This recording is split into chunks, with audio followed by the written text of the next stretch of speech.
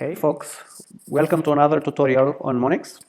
And today we are going to talk about converting Scala's future into task. Let's get started.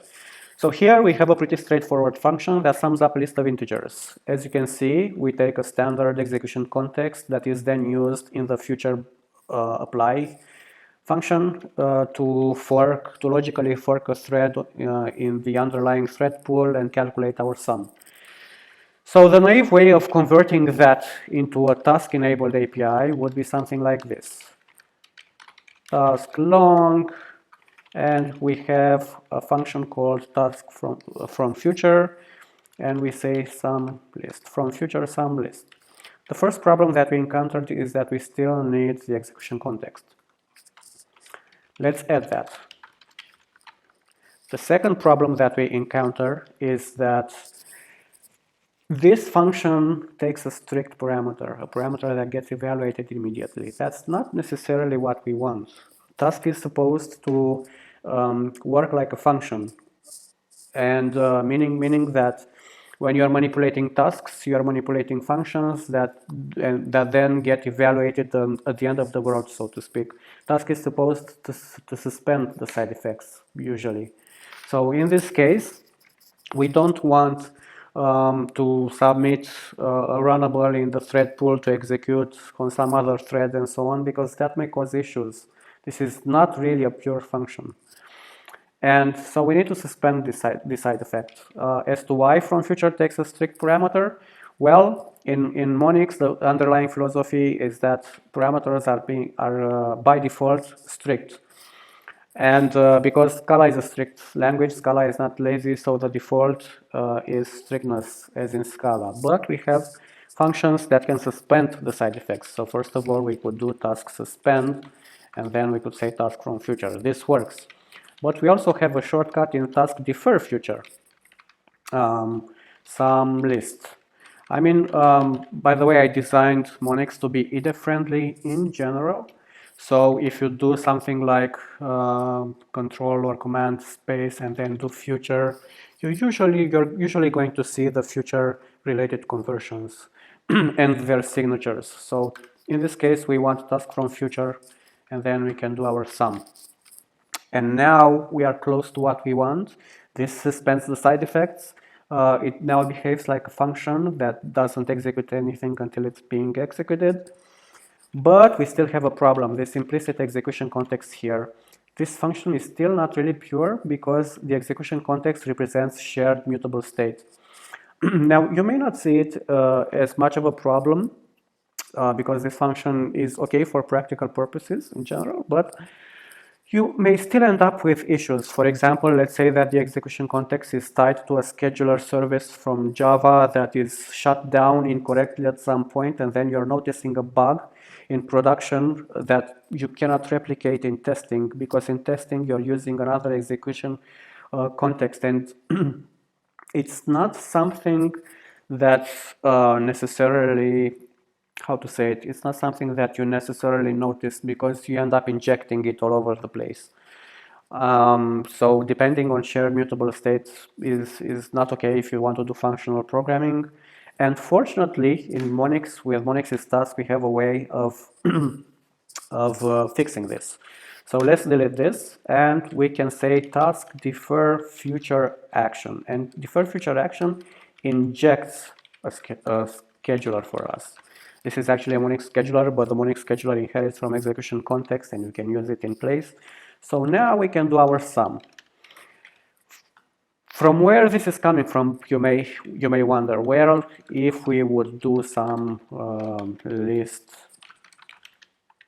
1, 2, 3, this is getting injected at the end of the world where we actually evaluate, where we actually execute the task. Nothing gets executed until this point. So if we do run to future, this function, for example, wants an implicit scheduler. So this is where the side effects get triggered.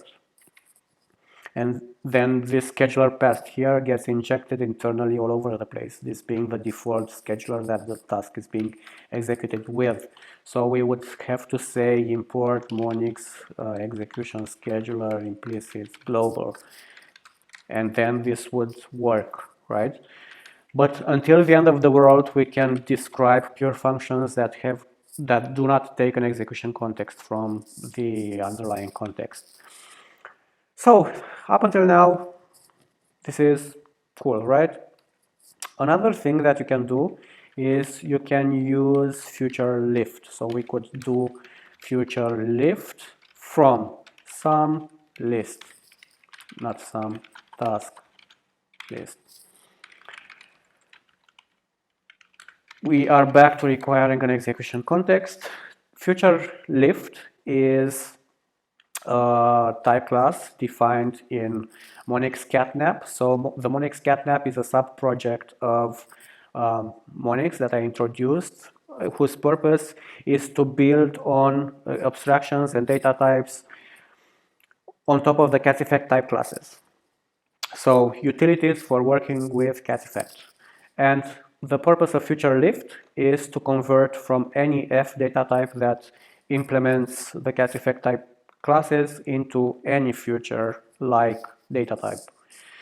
And then we've got future from, which given an implicit future lift from scope, and then we've got several instances defined, it can do this conversion like by magic.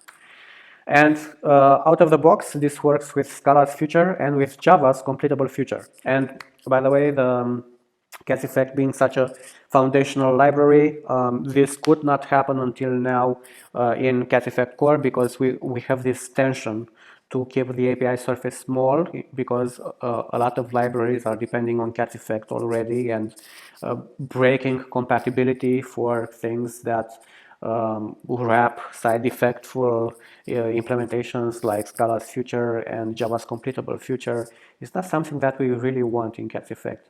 But in Monix, we have no such issues, and Monix is meant to work to interact with side effectful things, and this is one of those examples. So future, you can simply depend if you want to work with generic code that works with the cats effect type classes, you can simply import Monix catnap in your project, and then you can use future lift for converting from Scala's future into IO. And this works with IO as well, by the way.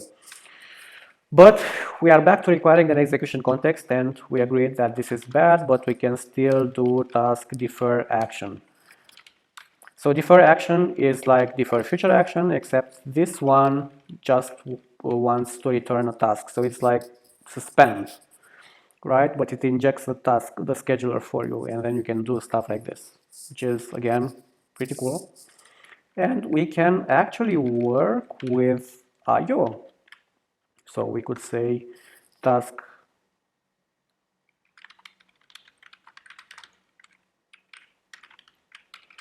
from IO sum list, but we are back to requiring an execution context.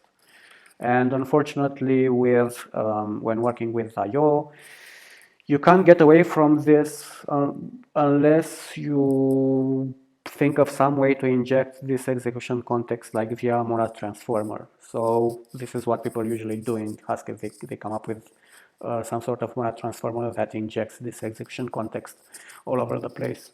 I guess it's doable, but yeah, Anyway, so that's it for today. I hope you enjoyed it. Have fun.